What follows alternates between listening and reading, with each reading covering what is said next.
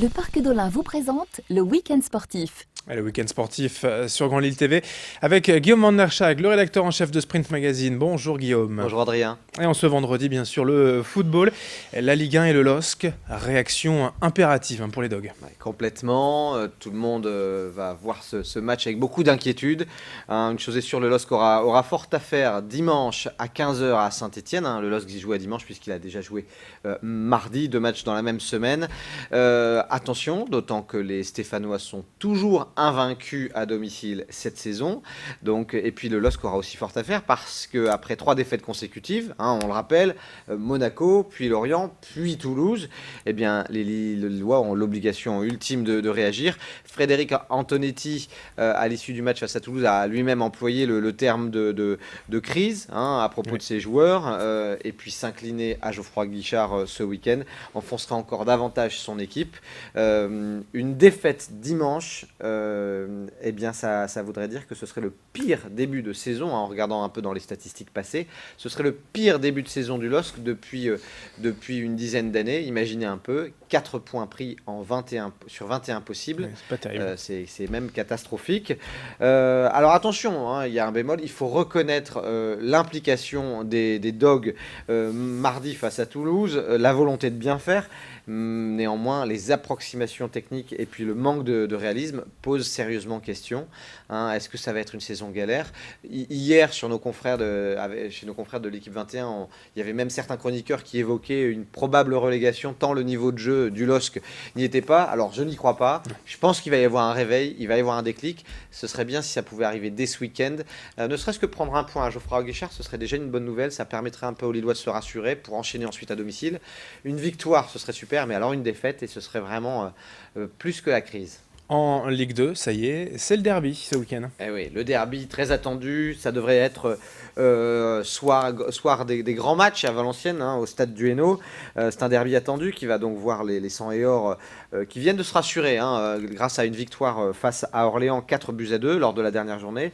Mais attention, parce que les Lensois vont devoir se méfier de Valenciennois qui n'ont perdu qu'une seule fois en 8 rencontres depuis le début de l'exercice. Et sincèrement, le fond de jeu valenciennois est un peu meilleur que le fond de jeu lensois pour le moment. Mais enfin, un derby, c'est toujours très très ouvert, très très enlevé. Et puis on le rappellera jamais assez, l'important dans un derby, c'est de le gagner.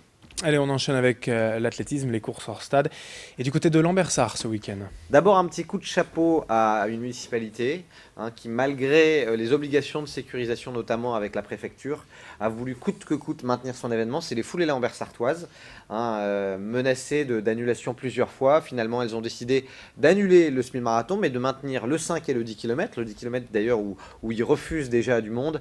Il devrait y avoir entre 1500 et 2000 personnes sur le 10 km. Ça va être dans une boucle. Ça va se passer du côté du stade Guy Lefort, c'est dimanche. Un coup de chapeau d'ailleurs à Jacques Delfos, le directeur des sports de la commune, qui œuvre depuis plusieurs semaines pour que l'événement ait lieu et que ce soit une belle réussite. Du côté du trail, l'événement, la course des terrils. Oui, c'est un petit peu l'événement du week-end, sincèrement, cette fameuse course des terrils qui a lieu donc ce week-end du côté de Rheims, c'est en périphérie valenciennoise.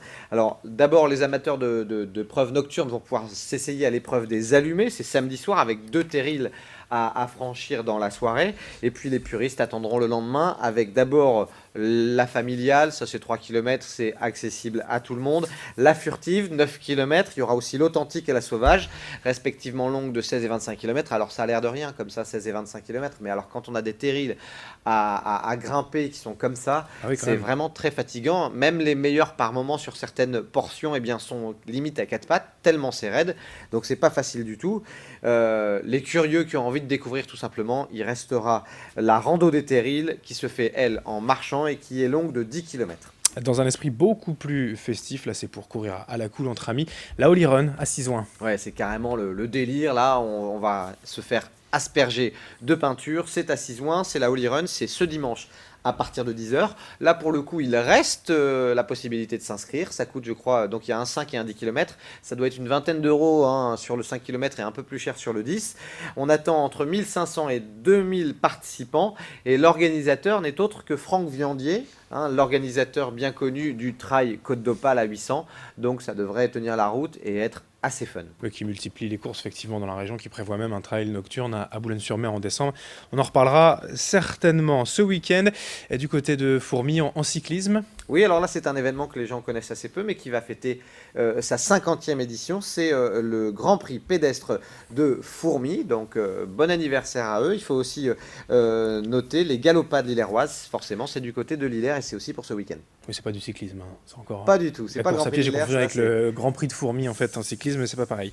Alors, un mot de basket avec la reprise de la Pro A. Oui, et puis surtout les regards qui se tournent vers cette équipe, le Portel, qui avait décroché son ticket pour l'élite du basket français à l'issue de la saison dernière. Le Portel qui va jouer sa première journée de championnat, ce sera face à Nanterre, dans une ambiance qu'on imagine survoltée. Moi j'y crois, les matchs amicaux ont été pas mal pour cette équipe du Portel, même si ce club n'a qu'un budget de 3 millions. 3 millions c'est assez faible pour la Pro A, les plus gros cylindrés sont bien au-dessus, entre 5 et 6 millions. Et puis le BCM Gravelines, lui, sera en déplacement pour cette première journée du côté de Hyères-Toulon. Un petit mot de Leaders Cup pour vous dire que Boulogne reçoit le Havre samedi, mais avant cela, il y aura Denain qui sera en déplacement à Saint-Quentin. Et ça, c'est ce soir. Et puis un petit mot quand même pour conclure de rugby féminin.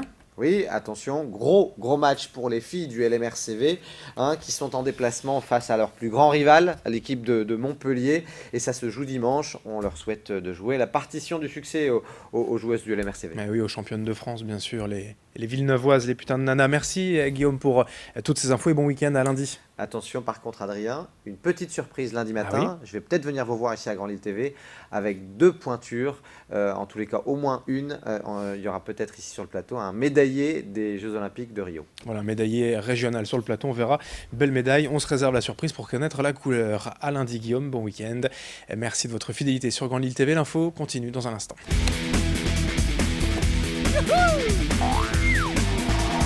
Le Parc d'Olin, destination nature et sensations, vous a présenté le Week-end sportif.